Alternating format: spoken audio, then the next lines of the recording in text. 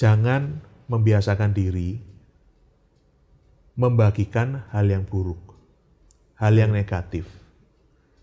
Tapi kalau ada hal yang baik, ada ilmu, ada hal-hal yang bisa memotivasi dan membangkitkan semangatmu, pastikan hal-hal yang begini ini lebih banyak kamu bagikan. Selamat datang di Rajut Asa.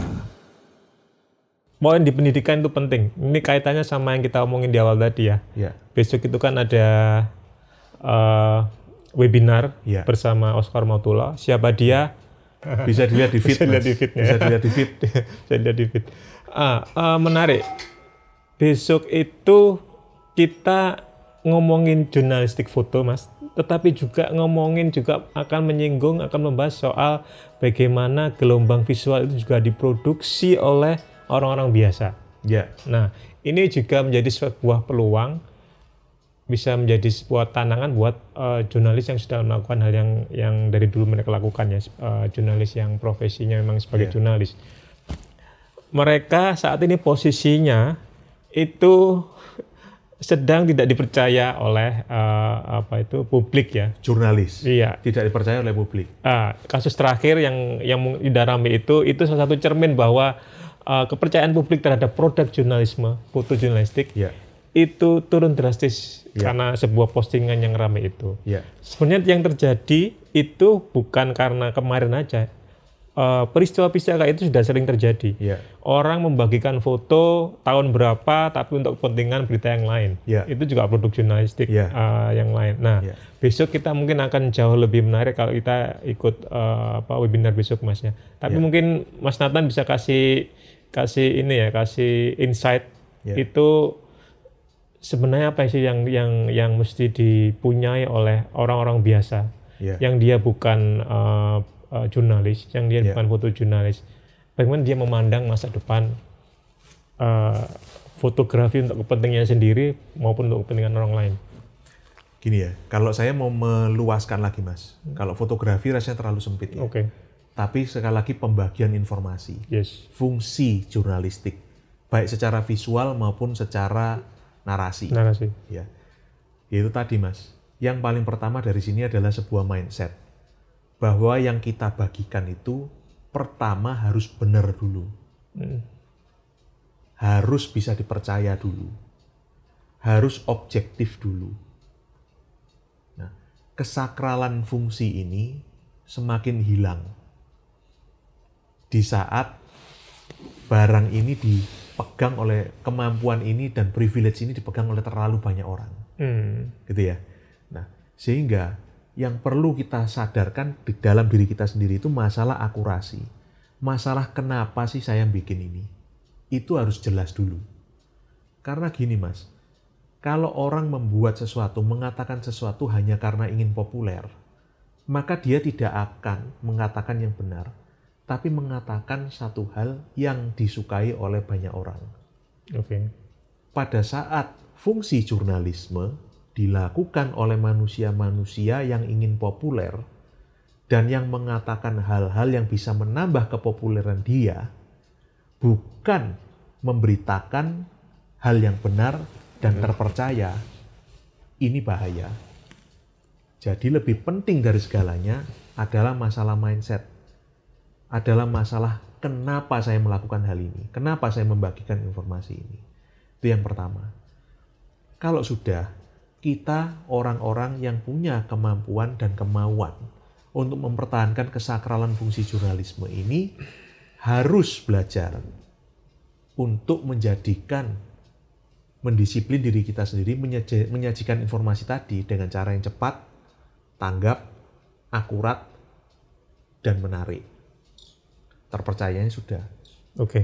Ini pertanyaan yang mungkin awam, tapi kita semua jarang menanyakan hal ini. Saya mau tanya ke Mas Nathan, apa pentingnya jurnalisme? Pentingnya jurnalisme, kalau menurut saya, kalau nggak ada jurnalisme itu sebuah, kayak kalau bahasa kayalannya ya, kayak satu crystal ball. Jadi realita dunia ini, kita melihat cermin realita dunia ini lewat pelaporan apa yang bisa kita lihat di dalam sebuah media.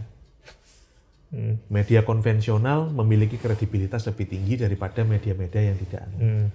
Nah, jadi maksud saya, kalau apa yang kita tahu tentang dunia ini itu adalah berdasarkan apa yang diberitakan oleh orang-orang. Karena apa yang terjadi di Turki, apa yang terjadi di Israel, apa yang terjadi di Palestina, apa yang terjadi di Amerika, di Cina, di Taiwan, di Papua Nugini, semuanya itu kita tahu dari apa yang dibicarakan dan diberitakan di media. Sekarang ini masalahnya kata-kata media ditambah sosial depannya. Jadi kadang-kadang apa yang kita tahu terjadi di sana itu pelaporan langsung dari orang yang melaporkan di sosial medianya sendiri. Warga biasa. Betul. Jadi kalau jurnalisme ini sampai tidak akurat, sampai kredibilitasnya hancur, maka kita ini seperti berjalan di dunia bukan hanya ditutup matanya, Mas, tapi sengaja disesatkan. Jadi tanpa jurnalisme yang baik, kita akan tersesat di dunia ini. Itu pentingnya jurnalisme. Jadi bisa dikatakan kalau ada pertanyaan lagi ya, itu yang mau jadi judul kita sebenarnya kemarin, jurnalisme itu milik siapa coba sekarang? Bukan milik media massa, bukan milik institusi media. Bukan. Jurnalisme milik kita semua. Kita semua. Ya.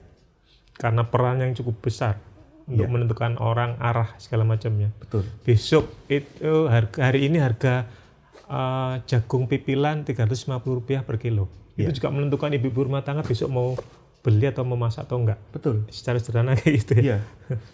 Dan bayangkan, Mas, ya, itu masalahnya satu informasi. Kalau diformat dengan benar, dikatakan oleh orang yang terkenal, itu efeknya bisa masif sekali. Karena bisa teramplifikasi oleh teknologi juga. Nah, seperti yang tadi kita ngomong itu. Jadi popularitas boosternya teknologi tadi. Iya, karena dengan adanya popularitas, komputer ngertinya, ini berguna ini. Harus tak sebarkan. Jadi dia ikut-ikutan nyebar.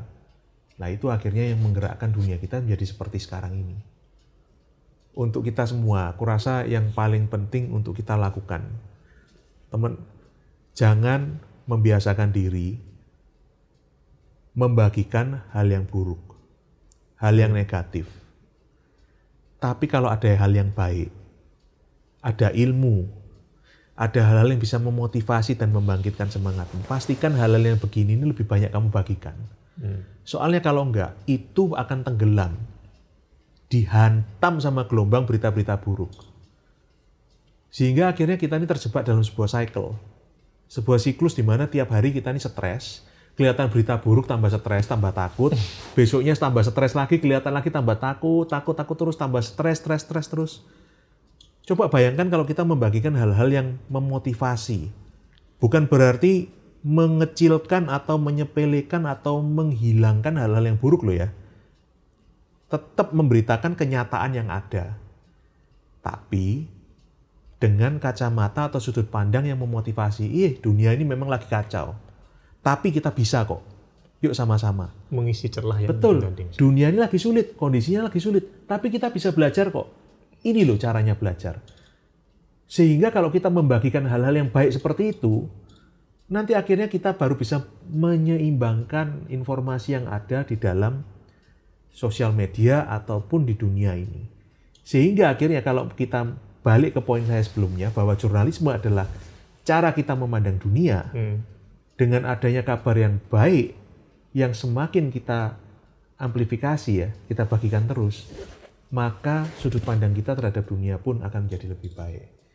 Nah, itu yang saya rasa perlu kita jadikan satu bahan bahasan untuk besok. Jurnalisme, fotojurnalisme di dalam rezim media sosial.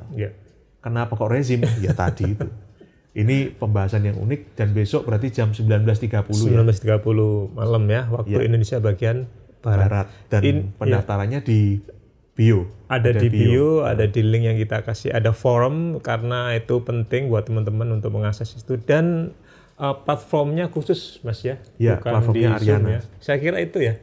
Pagi ini mungkin cuman semacam penyegaran, mengingatkan kembali bahwa besok kita punya acara yang tidak hanya untuk jurnalis ya, teman-teman sekalian. Sekali lagi untuk siapapun, untuk orang biasa, untuk UKM, kan ini penting.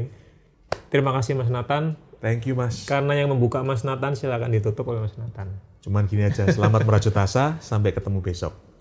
Hai Prajut, temukan Rajut Asa juga di Facebook, Instagram, dan YouTube.